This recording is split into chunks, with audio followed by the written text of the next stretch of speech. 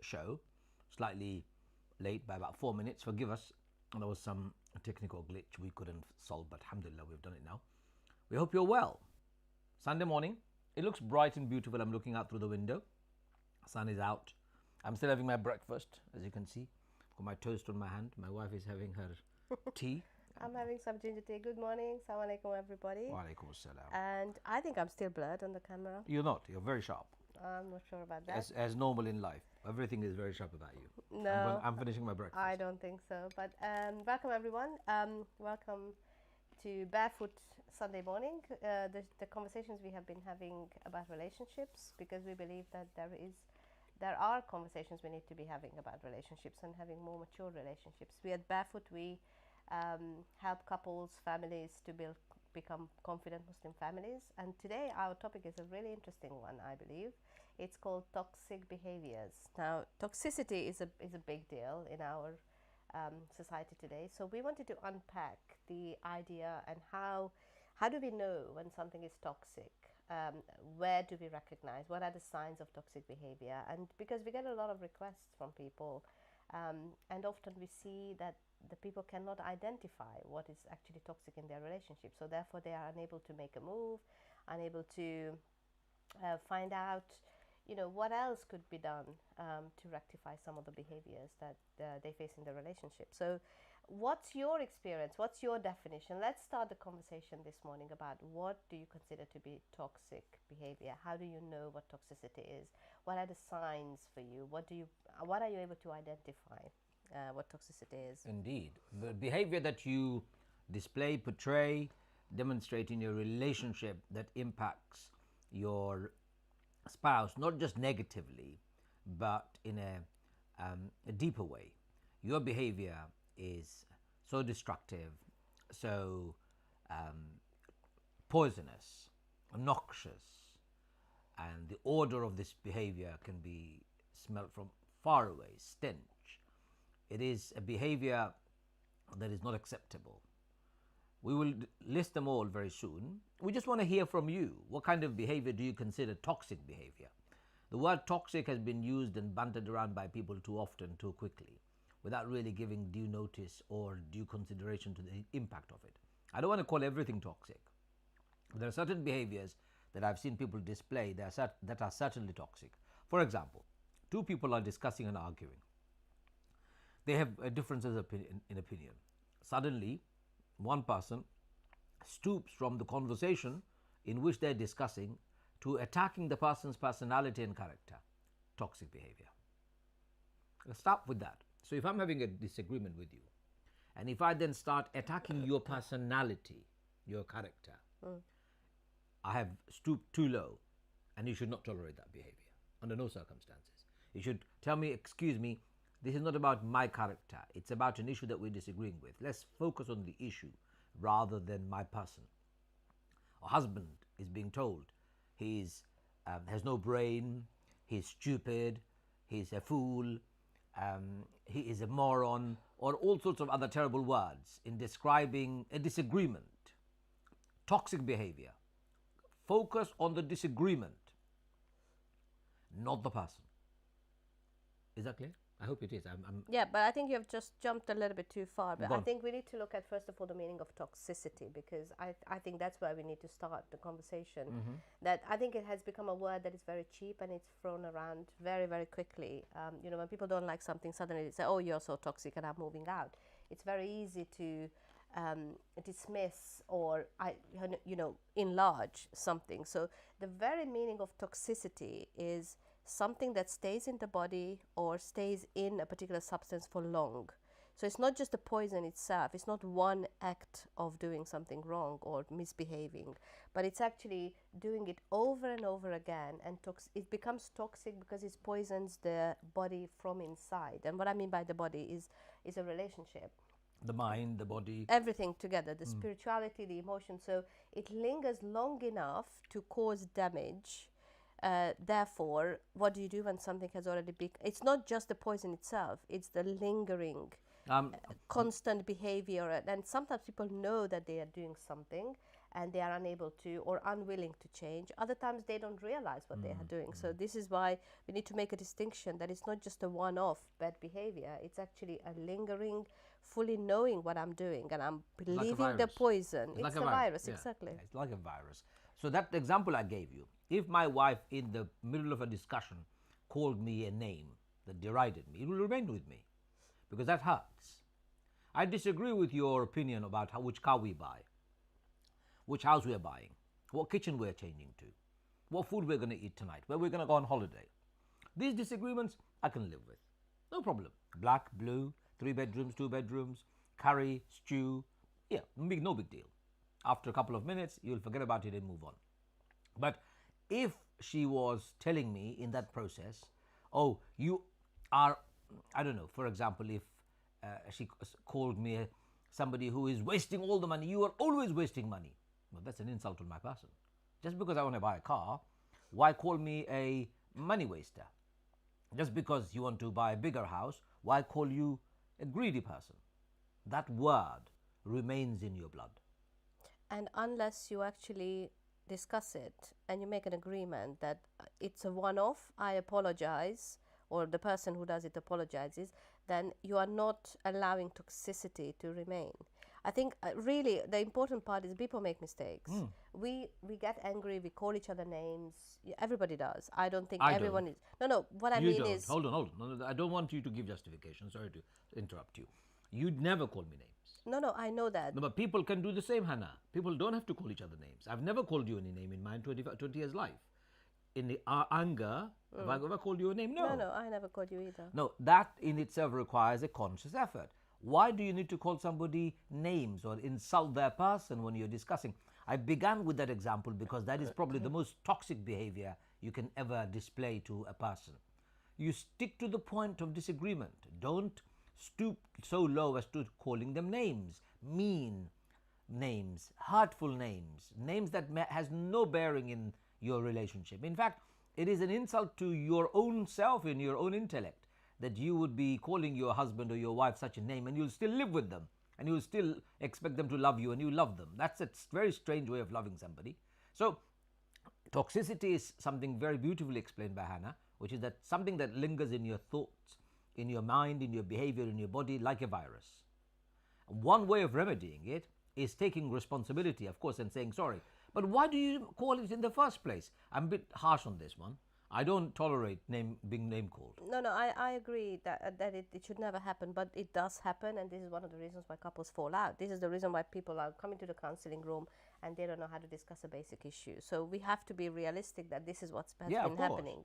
So if you do, and if you realize that this is something you do over and over and over again, or it's something that is being done to you over and over again, being called a particular type of person, a particular name, characteristic that is being made onto you, unwillingly or unwillingly, then you really have to think about whether it's a toxic thing that you really want to keep going on around your life, or you need to make changes and get that out of the system, out of the relationship. Yeah. So I think it's for me, the really important part of this is not a one-off behavior. It's not a one-off slip of tongue. It's not a one-off argument. It's not, even a characteristics could be that if I'm aware of it, if I'm clear, if I know that this is something I would like to change, or I would like my partner to think about changing and helping me to change, then it's not toxicity because there's an active involvement of working on it. Well, yeah, exactly. Whereas toxicity is when people have a blind spot about not being able to see that what I'm doing to my wife or to my husband is actually toxic for him or for her, and we need to help. The couples need to be able to help each other to see that toxicity. So name calling is one example. Let's look at some signs. Yes, how do we know? So there are some messages that we need to read here. Assalamu alaikum to both. Let me just pull this computer slightly closer to me so I can read. Assalamu alaikum to both of you. Jana Hall says, Assalamu alaikum, Sister Hannah and Brother Ajmal. Very good morning to you both. Always lovely to see you both. May Allah bless you. Jana, you're very generous. You're always wonderfully kind and flowery with your words and your generosity. May Allah accept it, inshallah. Jana Hall says, very serious point you're both making. Oliur Rahman asks, children having sleepover in my wife's brother's house or her parents' house, is it okay? Oliur Rahman, your question troubles me. Your wife's brother's house is your children's uncle's house, right? Your wife's brother's house is your children's uncle's house. Uncle is mahram. Or her parents' house, it's their grandparents' house. It's not your wife's brother's house or wife's parents' house. It's their grandparents' house. I understand for clarity's purposes, you perhaps added that. But for everybody, don't make this distinction. Children's grandparents and children's uncle are part of the blood. And that's why Allah has made them their mahram. So please make sure you understand that. Yes, it's okay to have a sleepover. No problem. Because my wife allows my children to have sleepovers a couple of days in her parents' house in holidays. Fantastic. They should stay in their grandparents' house for sure. Wherever they stay, whether it is in your house or somebody else's house, just make sure they're safe. Most important. Aziz Ahmad says, Assalamu alaikum. Second sign of toxic behavior. So what was the first one? Name calling. Name calling, okay. So as soon as you get into a conversation, you stoop low and you can no longer focus on the conversation and you start calling each other names. I have heard awful names being called to each other. Not acceptable under any circumstances. Very toxic. It stays in the blood, remember. Second sign of a toxicity. I've given one. Why don't you give the second one?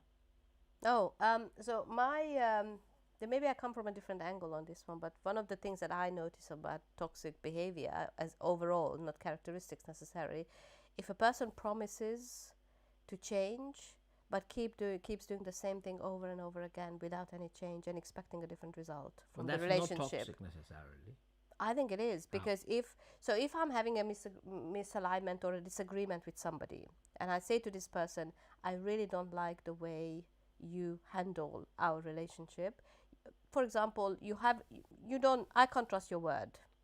But how is that toxic though? Because the person knows that I don't trust and he keeps doing the same thing over and over again, not fulfilling a promise. He keeps promising and not fulfilling a promise. So breaking your word, knowingly that it's about someone I know, and breaking the promise that you are making, fully knowing, and I made it very clear, if you don't deliver on the promise you made, I'm not willing to build a relationship with you.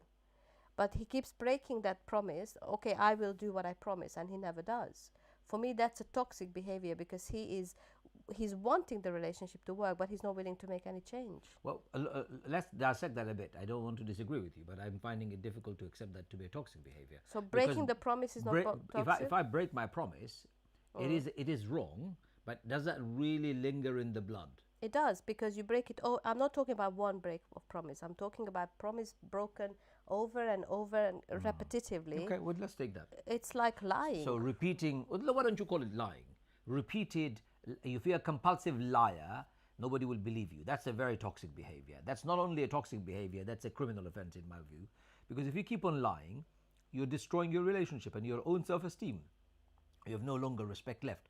So if we were to translate your one, promises, into broken promises and lies as one category, that probably would work. So if you keep on breaking your promises, keep on lying, keep on deceiving your partner, it can become very toxic. Your wife or your husband may not trust you anymore. And if they don't trust you, that lingers in the blood. I don't trust my husband. You see, remember, trust, we talked about trust last time, and trust is something that you have to do over and over again. You have to prove over and over again. You don't do trusting action once and then you expect somebody to trust you. Well, some people do have this problem, and that is if you do one thing wrong once and that one trust is broken, they can't get over it because they're projecting the previous experiences of broken trust and putting them all in one melting pot. So one of the reasons why I'm being very cautious about it is because there's a terrible tendency of people exaggerating these things, saying, I don't trust you at all, but this person has only done one thing wrong in that relationship, one broken promise. Well, it depends on what they do. If they forget the keys to the car as opposed to cheating, that's a very different cheating is not issue of trust. Yeah, cheating is not just breaking trust. Cheating is, it's an affair. It's infidelity. I don't want to call it trust. I call it infidelity. It's wrong morally, haram according to Islam. So where we draw the line is depending on how big that thing that you lost trust in. Fair enough. We've got Oli Rahman just clarifying, it's by myself without being there. Yeah, it's by themselves without the parents. Of course, it's okay. It's it's their grandparents. What's the problem? It's their uncle. What's the issue? If there is a safety issue, then please raise that. I don't want to insinuate anything. Sheba Khanum says, Assalamu alaikum. Thank you. Great topic. Also, I agree with sister. Breaking promises is playing with partner's head. Okay, well, if that's how it works, when you break a promise, it doesn't play with my head. I'm probably processing it differently, but I can accept that. So, second symptom of toxic behavior is lies and broken promises regularly and repeatedly. Number two. Number three is when you start weaponizing things. So, Now, let me give you an example. You start weaponizing your in laws. Every time you have a conversation, you attack your in laws. You deride them. You mock them. You insult them. You call them names. Not just names that you call your wife, but you are now insulting and attacking your in laws. Do not weaponize your in laws. Or another one, do not weaponize your in laws in the sense that you want to go and see your mother, and I say no. Because I want to control my wife and I use my in laws to control her. Or I go to her mother to complain about my wife. I go and say to my mother in law, your daughter did this, your daughter did that. Or my wife goes to my mother and my father. May Allah have mercy on both of our fathers, they passed away. But imagine if we kept on going to each other's parents all the time, complaining about our spouse. It's called weaponizing of our in laws. Stop it. Weaponizing your in laws is not allowed, it's not acceptable. It breaks a relationship. You go and tell your mum about my behavior, but when I patched up with you, you don't go and tell her that I've patched up. You don't tell her that I've apologized. You don't tell her that I am better, I'm good, I promised, I've changed. Don't do it in the first place unless it's a relationship break situation and you need to talk to somebody. So do not weaponize your in-laws. Weaponizing in-laws is wrong. What does it do to a person when you weaponize them? Weaponize your in-laws. How would you feel if I went to your mother all the time and started complaining about you? Or me, if you went and did that to my mom? It's something that you need to really think about it. So do not weaponize in-laws. One, weaponizing. There are many other aspects of weaponizing that we will talk about. It's one simple example of a toxic behavior. A person who weaponizes their in-laws, they're being toxic. And equally, weaponizing the idea of throwing divorce around all the time. Yes, oh my God. That happens very often. Both men and women do this. We throw away the word, I want to divorce, I don't want to be with you anymore. And we don't really mean it. And we know a lot of couples who have done this over and over again, and they don't really mean it. Therefore, nothing ever... if you really mean it, do something about it. Oh, but we are not willing to. We don't need to. If you really mean it, why haven't you got divorced yet? Oh, because it's too hard, it's too difficult. So why throwing around the word? Why it's like a cloud in the house all the time, and it's actually debilitating for the relationship because you can't move forward, you can't move out of it. You are somehow stuck, tied to a status quo that you don't necessarily feel that you want to be part of. So it's and then as an offshoot of that, of course, there is manipulation which comes with it. People know that they have a control because, for example, if a man knows that a wife is going to be terrified of divorce, he keeps throwing it around, but every time he wants to exert control, he would say, oh, I divorce you, and then the woman is terrified, or the other way around, it happens as well, is manipulation. And manipulation, if it happens over and over and over again, what does it do to a person? When you feel manipulated, you start double guessing yourself. You are not quite sure about your own ideas anymore. You don't believe in your own convictions. You really are confused because you keep getting the same manipulative approach. Yeah. So weaponizing divorce, I think it's a cowardly thing to do, by the way. You're a coward if you keep on using divorce. You heard me right. You are a coward if you keep on threatening your spouse with divorce. Now, some of you may say, oh, Brother Ajmal, you're being too harsh. Why should I be kind to a person who is being so toxic and using a weapon? Imagine playing Russian roulette with your marriage. It is literally Russian roulette. For those of you who don't know what Russian roulette is an awful game in Russia they used to play. They used to pick up a gun, put one cartridge or one bullet in the gun's cartridge, and then spin it, and then keep on clicking. If you are lucky, you don't get shot. If you are unlucky and the next cartridge happens to have the bullet, then you're dead. You are playing Russian roulette with your marriage by using divorce as a weapon. How would I feel if my wife was to constantly say, divorce me now, divorce me now, divorce me now? I'll have no respect for her. Because I would say to myself, well, this is a woman who is absolutely out of her mind. She's using divorce to manipulate me, emotionally blackmail me. How would my wife feel if I was to tell her, I'll divorce you now? She would be terrified, or in fact, she will be debilitated. She won't be able to move on with life, thinking, is this relationship going? Is this relationship staying? What does this guy really want? Do not use the threat of divorce or joke around with divorce. It is not an acceptable way of behaving. Brothers, you've heard me right, saying, I'll give you a talaq, I'll give you a talaq right now, I'll give you a talaq right now. You are a coward if you keep on using such a threat. If you really want to do it, go ahead and do it. Go and lose your license in your marriage. But if you don't want to do it, don't use it and don't abuse it. And sisters, the same to you. If you keep on saying to your husband out of anger and rage, give me a divorce now, let me go now. If you don't mean it, don't use it. You're destroying your relationship and your own self-esteem. So 3 signs we've talked about so far. Don't name call, don't weaponize in-laws, and don't use divorce or abuse divorce as a threat or use it as a weapon. Rohima has got a couple of points she's written. Do you want to read that, Hannah? Sure. What if one partner says he or she isn't sure what they want from the other and not sure how they feel, and this continues for a few months? Is this toxic? I don't think it's toxic. I think it's confusion. Correct. It's a lack of clarity. It's a lack of direction. I don't think there's any toxicity. There is one danger with this, is that if you keep doing this for a very long period of time, you miss a complete opportunity to rebuild, leave the marriage, or restructure and redesign your relationship. So then it becomes, you will become at a stage, let's say if you keep doing this for the next 5 years, where does it take you in your life? What do you do? So how long? Currently, it doesn't feel like it's toxic if it's not been going on long enough. But remember, toxicity is when something is prolonged and you are not able to move. But I think at the moment it sounds like it's lack of clarity. Yeah, sit down and have a chat. That's all you need to do, really. If 2 of you don't know what you want from one another, do something simple. Make your own list of things that you want.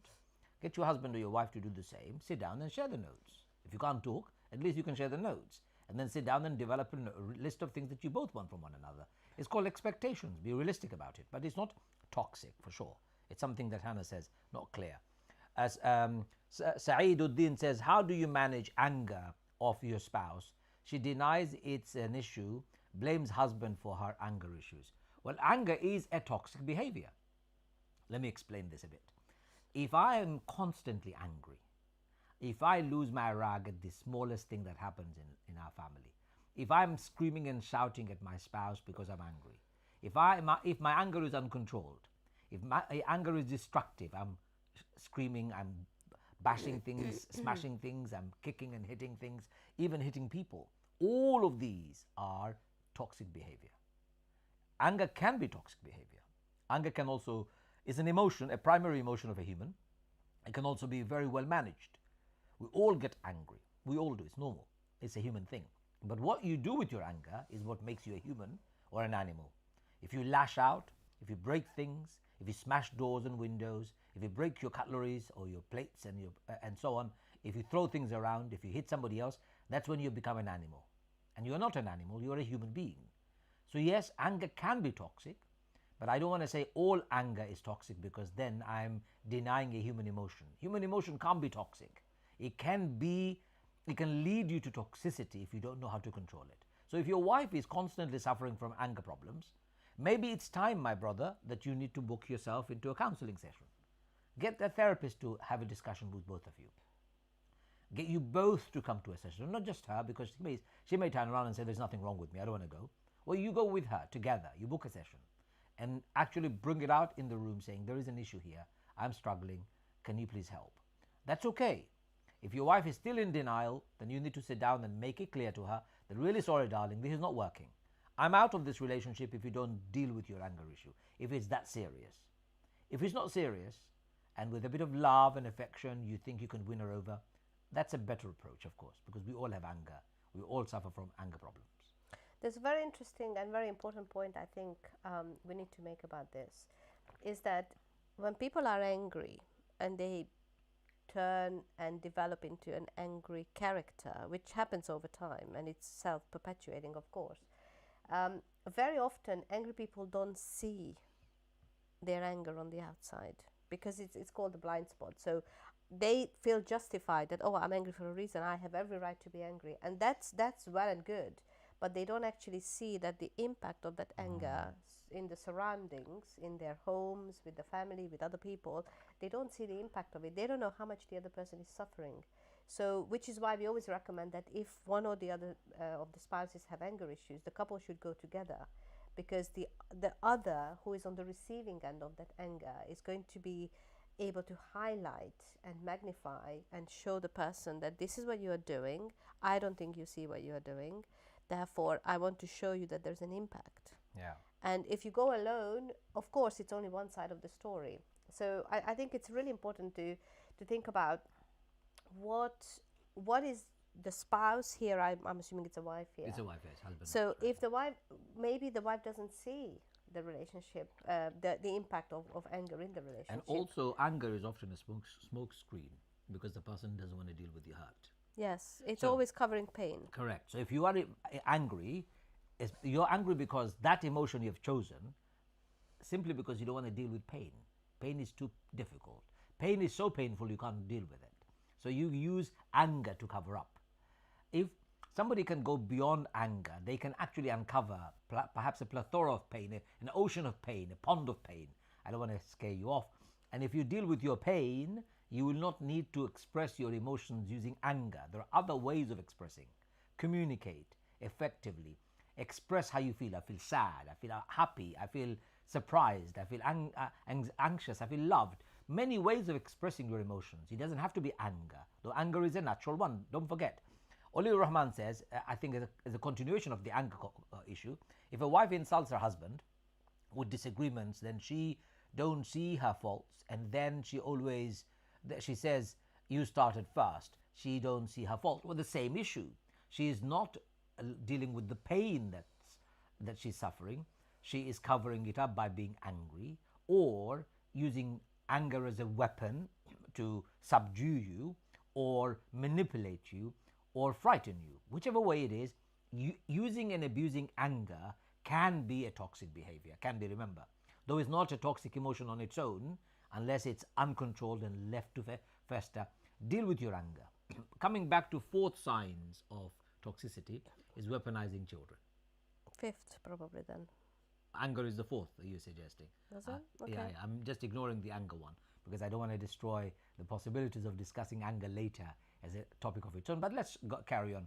As fourth sign of toxic behavior is weaponizing children. Often some parents, use children as a punch bag or go-between for their disagreements. Didn't your dad, like that kind of a question? See, your dad is so dirty and messy. See, your mummy is so dirty and so messy. You're telling your children, and you're putting in their head a toxic thought. Why do you have to say that about the parents? Why do you have to say that about their mum or their dad? About anyone. Or about anyone, exactly. But here in a relationship, your children are at home with you. You've noticed something. Don't put toxic thoughts in their heads. Not acceptable at all. Weaponizing children to toxify the relationship or give them toxic ideas. Weaponizing children to get your spouse, get at them, in other words, hurt them, strike a point, manipulate your spouse, emotionally blackmail your spouse. Not acceptable under any circumstances. Do not weaponize your children.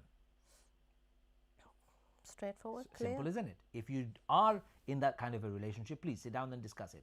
Stop weaponizing children. Children are born innocent, ma'soom, as Allah says, until puberty. Those children who get destroyed by their parents' toxicity, those are the children that suffer terribly in their future relationship. So our suggestion to you is, if you have got a problem with your wife or your husband, sit down and discuss it with them. Don't involve the children. Please do not involve the children. As the children get to teenage years, as we have ours, two of them, they often try and poke their nose into the parents' affairs and try and become the mediators. Tell them, hey, that's not your business. Go to your room, do your own things. This is between me and my wife or my husband. You don't need to be involved. Stay away. This is not your domain. And I say that to my children when I'm having a discussion or an argument with my wife, we do. And if my daughter or my son wants to intervene, I tell them, not your domain. Get away from here. I'm having a conversation with your mom and we can disagree. It's not a problem.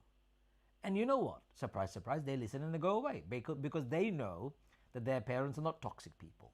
They know their parents are not abusive people. They know their parents are not unsafe people, so they can get away and feel safe in their own room and not worry about what would happen after their conversation, after our conversation. Our children are not worried about it because they see us never weaponizing them as children, and in our conversations we have an end, we have a beginning, we resolve and we move on. Do you weaponize your children? Or if you are a child watching this program and have suffered weaponization by parents, please get in touch. I'd love to hear from you. So that's number 4.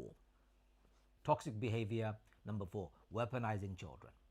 Any other ones that you want to suggest? Well, I'm thinking about narcissistic behavior. What is that? Well, again, it's one of those things that everyone talks about, but I don't think many people actually understand what narcissism is, and it's a very fashionable thing.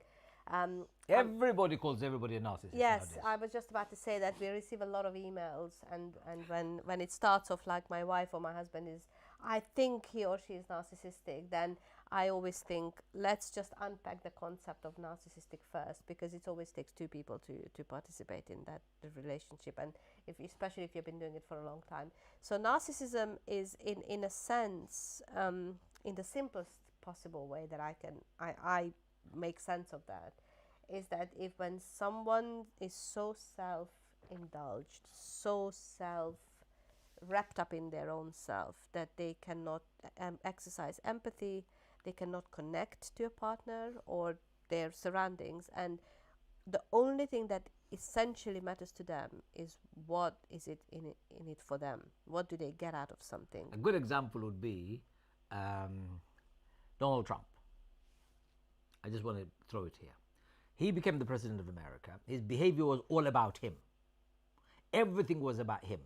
Self-aggrandizement. He wanted to be the best president, the most powerful president, the most liked president, most tweeted president, most followed president. All of that about him. That's narcissism. At the expense of everybody else, you're only interested in yourself, is narcissism. And in relationships, what happens is that it's all about your needs. It's all about how much you put in as opposed to how do you work together as a team. It's all about, my needs are not met. That's a terrible one. I really get irritated. I get triggered when people say my needs are not being met. I often say, okay, your needs are not met, I understand. But do you understand, firstly, what your needs are? And secondly, who is going to meet your need unless you meet it yourself? Why should your husband or your wife meet your needs? Every need. Every need indeed. It's impossible. Certain needs, yes, but even those certain needs are often self-inflicted or barriers you put up so that nobody else can meet them. So when you say you're not meeting my need, there's a problem in that statement, a big problem in that statement. What is it? What do you mean by my needs? Why can you not fulfill your needs? My needs: I need to sleep, I need to go to the bathroom, I need to eat, I need to be loved. I can meet most of those things myself. Which part of those needs do you have to meet for me, Hannah? Honestly, none of them. I understand, but I think when it comes to narcissistic behavior, there is an emotional overdrive within the person, that all they can see, that their tunnel vision is that I am not getting what I need, and things are not done in my way, things are not happening in the way I want in the house. And then if it keeps going on and on and on and on, the relationship becomes about that one person. There is no connection, there is no way they can ever bridge that distance, because it surrounds around one person. And what ends up happening is that the one who is the narcissistic, usually the spouse, will do everything possible to make sure that it happens around the same expectations how the narcissist wants it. And in that process, the relationship is centered around that one person. The spouse, after a while, some people do 10, 15 years, the spouse is just literally, I can't do this anymore. Yeah, of course. Sometimes it's actually really interesting. Sometimes it sounds like she or he has no explanation to say, why can't you not do it? What triggered? There's no explanation. They just reach a point where they don't have a space in that relationship. They've lost all. So it happens steam. Physically, it happens emotionally. Most importantly, emotionally, when you don't know yourself who you are in the relationship, you have no more needs left, because you know that the relationship is all about the other person. And that's so sad. Why are you in a relationship if it's all about you? Isn't that a simple question? No, why are you in a relationship where the relationship is all about the other as well? Or the other way around, yeah. So Why in a relationship where it's not about mutual? Relationship, remember, is not a single ship. Yeah, or yourself. You can be a single person if that's what you choose, but if you're going to go into a marriage, it's a partnership between two people. That's what's called relationship. Two-way process. It's a two-way street. So narcissistic behavior is very toxic. If it's all about you, or it's all about your partner, and nobody else is in his space, it's about time you woke up and realized, oops, I don't need to do this anymore. There are certain other areas. So that was number 6. There are certain number 5. I've forgotten the numbers. Anyway, there are certain other areas of weaponizing that I do want to bring to the fore. Weaponizing your children, I've talked about. Weaponizing your food, weaponizing food, your home. Every argument you have, you kick up a fuss. Get out of my house to your spouse. Do you know what it means to be homeless? Have you ever been homeless? I have been homeless. I know what it means. It's the most insecure living ever. If your spouse tells you to get out of their house, your world has just crumbled. You may have moved a continent. You may have moved towns to come and live with your spouse in a new city, and it could be his or her house. Yes, no problem. It could be their possession from before marriage. But they've invited you to come and stay with them, and you got married, so you've created a partnership. Even if the house is legally yours, the home that you've created is joint. You have no right to tell your spouse to get out. You have no right to kick them out. Why would you like to make anyone homeless? In fact, making anyone homeless is illegal. In a relationship which is very toxic, a spouse would say to his or her partner, get out of my house, or I'm not going to give you food today. These behaviors are toxic behaviors. They stay in your thought process for the rest of your life. My wife kicked me out of our house. My husband kicked me out of his house.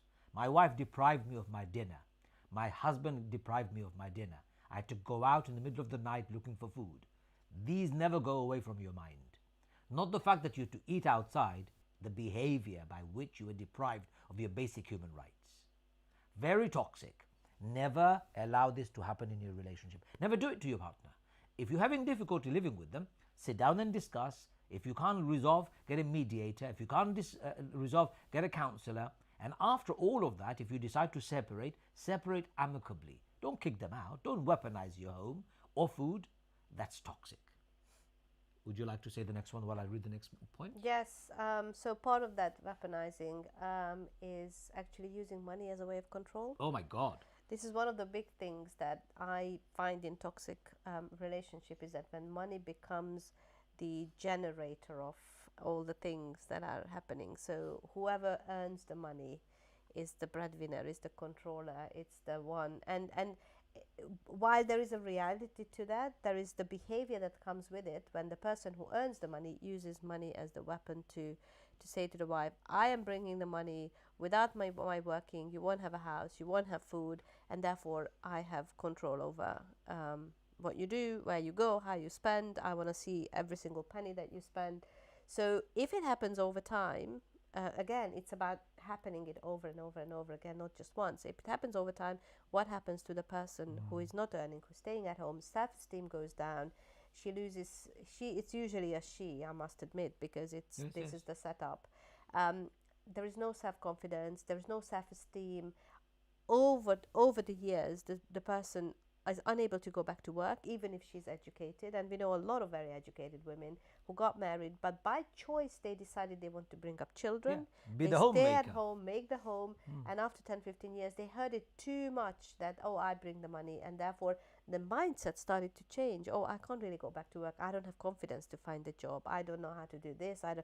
And it's debilitating to an extent that the person lost her own sense of self in the relationship. It's violation of your human rights. It's violation. Complete violation. If my wife has agreed to be the homemaker, the mother of my children, be the homemaker, and I every time remind her, I'm providing you food, I'm providing you this, I'm checking her expenses, I'm going through her bank account, I'm being a control freak. In fact, I'm being a dictator. If you have taken advantage of the fact that your wife is keeping the house clean, doing the laundry, doing the ironing, doing the cooking, keeping up with the children, keeping the house amazingly immaculate, doing all the good things that you would like to see done at home. If she didn't, could you afford to pay somebody to do all of that? You couldn't. she does it. Even if you were to earn money, is that enough? Is that enough to pay her? So please, brothers and sisters, that is a toxic behavior. Do not use and weaponize your income or money to manipulate or keep control of your wife, or the other way around. I've seen husbands who has to sit with the wife and show entire accounts of where he has spent money. My dear sister, if you behave like this, there is a fundamental problem in your relationship. Yes. You should not be a dictator. You're not dealing with a child, you're dealing with an adult. Oh brother, my husband he's spending all his money. If he's spending all his money, remember, what's your problem? Well, I have a say over. No, you are demanding a say over his money. You don't demand. You mutually agree. Once you've agreed, you follow the agreement. Don't be wasteful. Don't be irresponsible with your money. That's your problem if you are, because you'll get into trouble.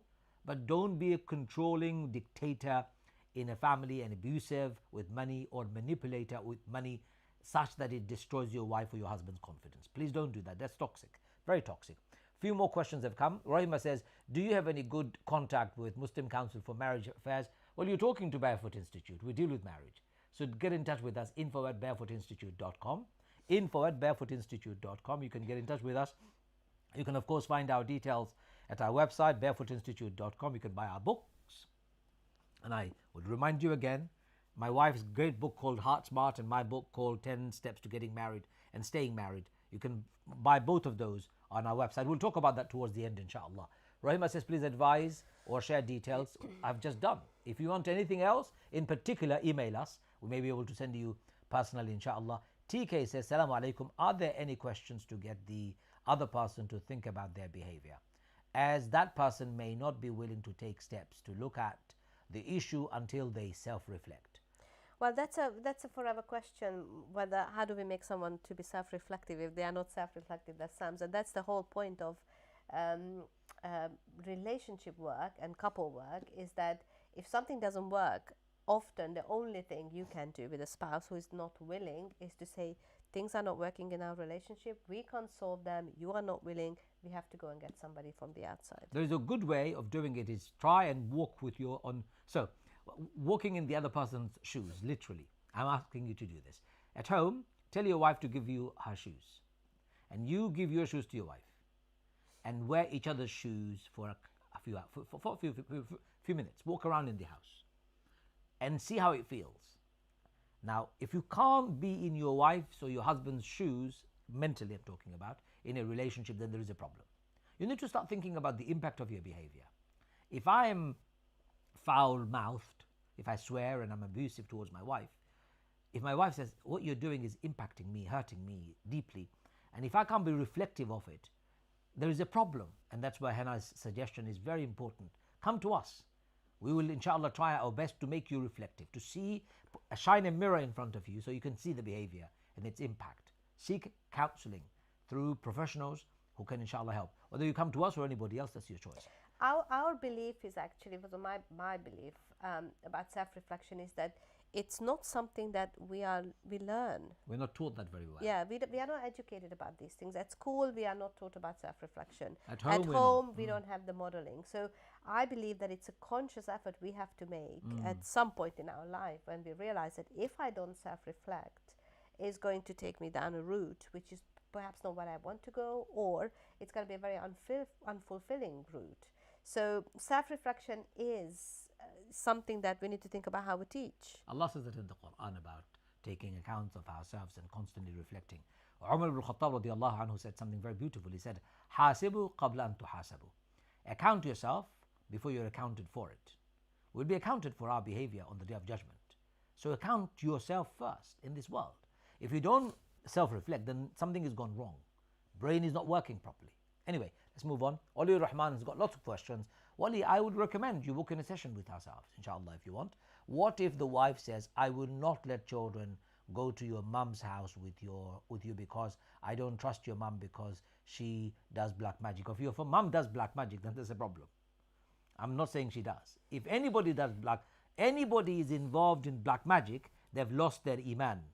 Please take it from me. It is what our beloved Prophet Muhammad ﷺ said very clearly.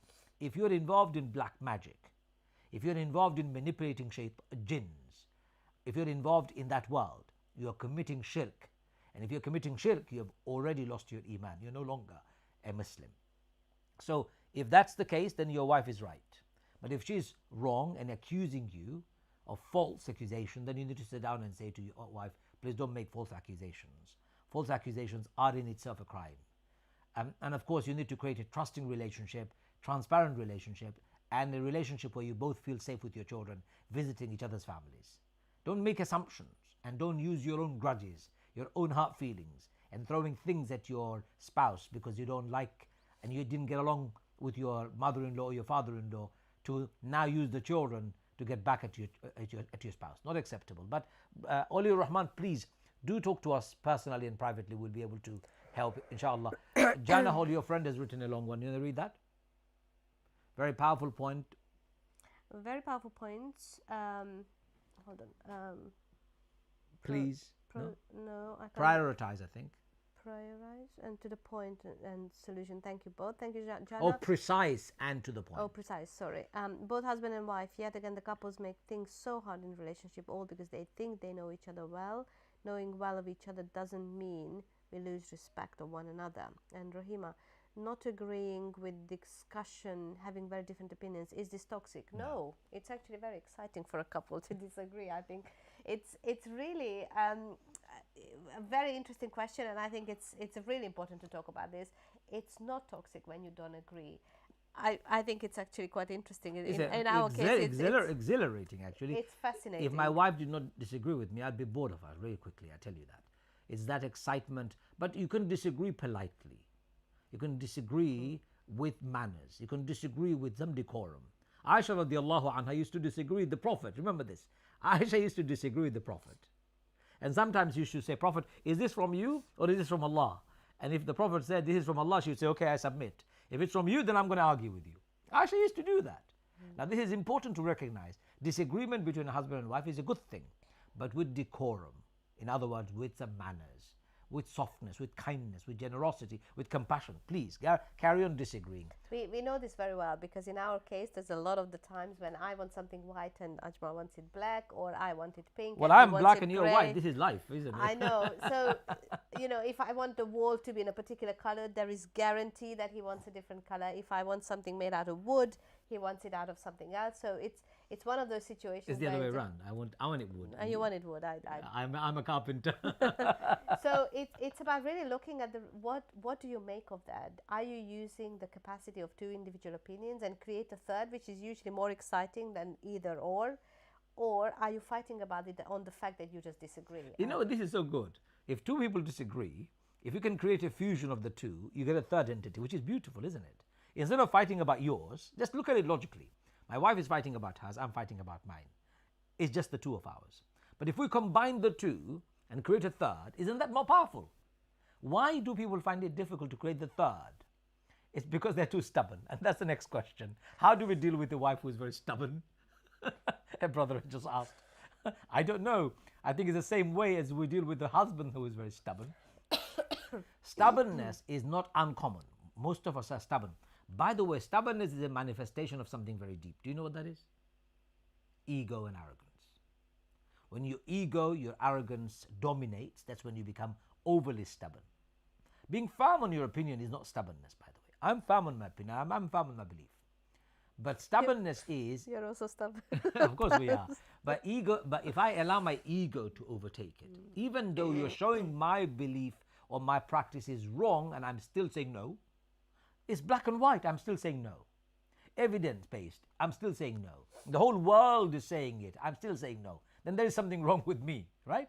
So when stubbornness is, when ego and arrogance overtakes your belief, that's when it becomes stubborn. And we know that's wrong.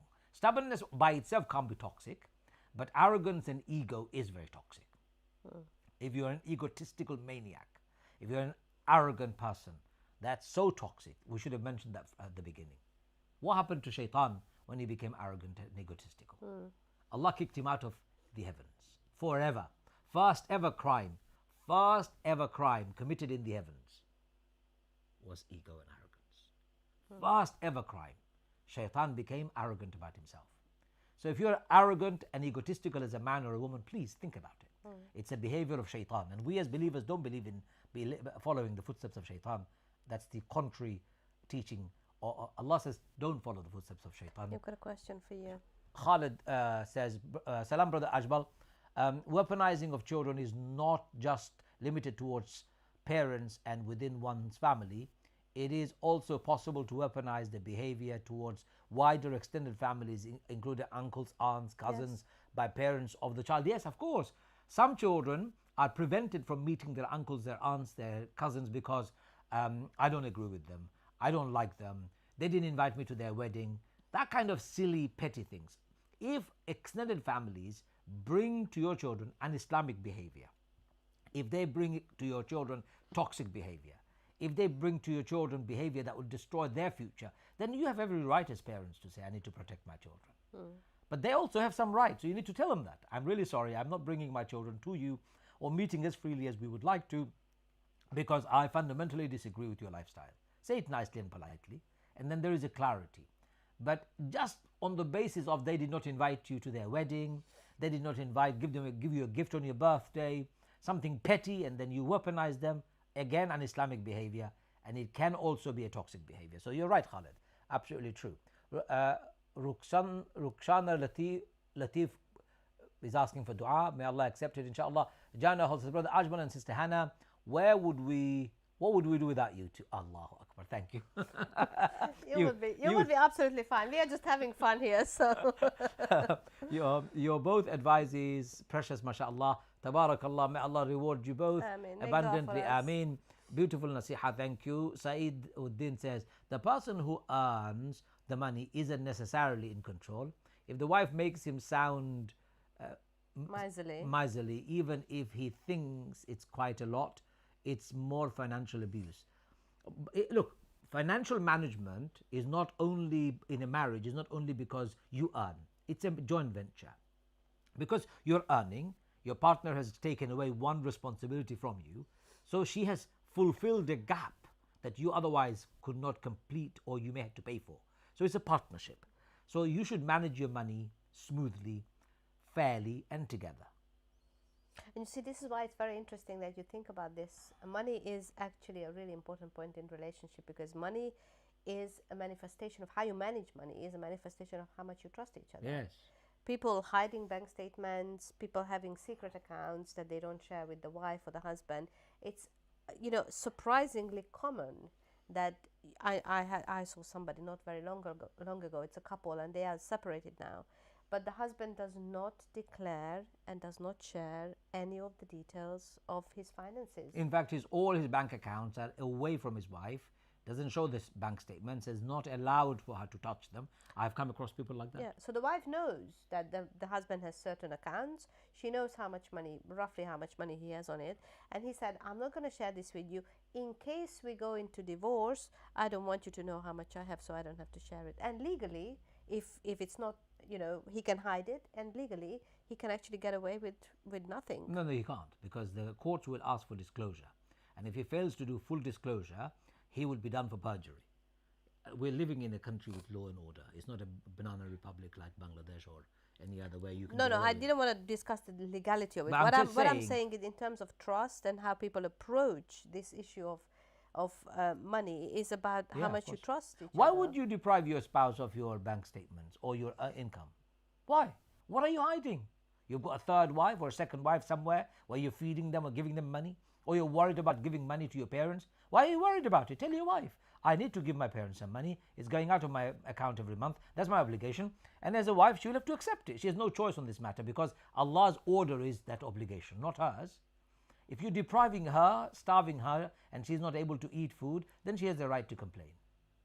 Oh, you're not buying me jewelry. We're not able to go to holidays enough because you're feeding your parents. Well, then your wife has got something wrong here.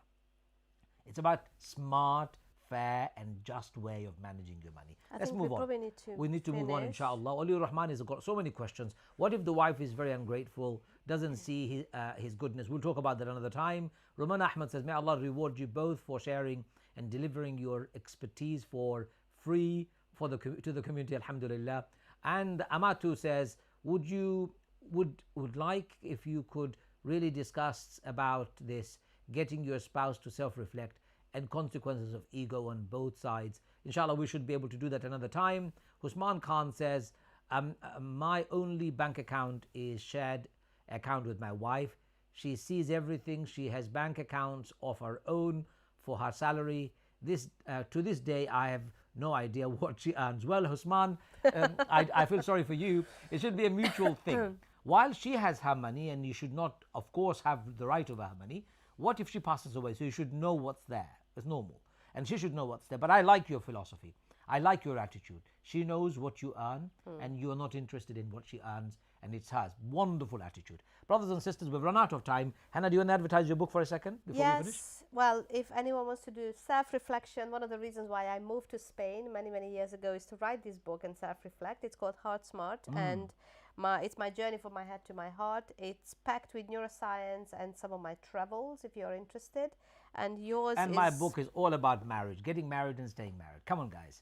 You're getting married and staying married. If I can help you, buy this book, inshallah, for yourself or your families and friends, your children, your neighbors, whoever. Give them as a gift. Gift is an amazing thing, of course. Bring them closer to you. Buy this book and buy my wife's book. Both available on our website, www.barefootinstitute.com. If you've got any questions, you can raise by email, info@barefootinstitute.com. If you want to book a counseling session, mediation session, if you want to book a coaching session, if you want somebody to help you in your other relationships, we are here to help you, inshallah. If you are getting married, you can also book nikah through us, inshallah. I have another quick announcement to make. I am also starting to teach emotional intelligence for couples. I have done in the past, and inshallah for the next couple of months I'm going to be teaching a lot more. So if you are a couple who wants to learn about the ins and outs of neuroscience and emotional intelligence in your relationship, reach out, send us an email on our website, because I love teaching that stuff. Fantastic. Well done. So to you all, ladies and gentlemen, it's 10 o'clock. We need to finish. May Allah bless you, and inshallah next week we will see you same time, 9 o'clock every Sunday. Don't miss it. Assalamu alaikum wa rahmatullahi wa barakatuh. Assalamu alaikum.